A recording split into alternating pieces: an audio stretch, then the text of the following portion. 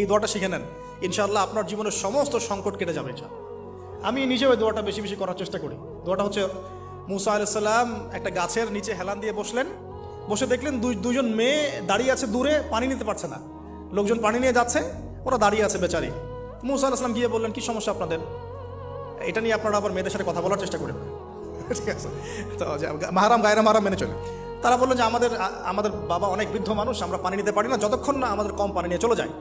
মুসা আলাইহিস সালাম একটু বললাম না, ফিজিক্যালি খুব স্ট্রং ছিলেন, থাকে না বডি বিল্ডার, সামনে গিয়ে কথা বলে সরো পানি দিতে দাও, তখন মানুষ একটু মূল্যায়ন করে না। তো মুসা আলাইহিস সালাম এভাবে পানি নিয়ে দিলেন এবং বাছুরদেরকে পানি পান করালেন, করিয়ে গাছের নিচে এসে বসে আছেন।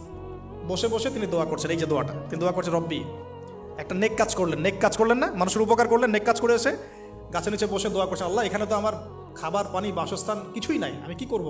রব্বি ইন্নি লিমা আনজালতা ইলাইয়া মিন খায়রিন ফাকির, রব্বি ইন্নি লিমা আনজালতা ইলাইয়া মিন খায়রিন ফাকির। আবার বলেন, রব্বি ইন্নি লিমা আনজালতা ইলাইয়া মিন খায়রিন ফাকির। অর্থ হচ্ছে, হে আল্লাহ, তুমি তোমার পক্ষ থেকে আমার উপরে যে নিয়ামতগুলো দিবে, আমি এর জন্য ফকির হয়ে বসে আছি আল্লাহ। অর্থ বুঝে পড়বেন ভাই, নামাজ রোজা হজ যাকাত যাই করেন আল্লাহর ওয়াস্তে অর্থ বুঝে পড়বেন।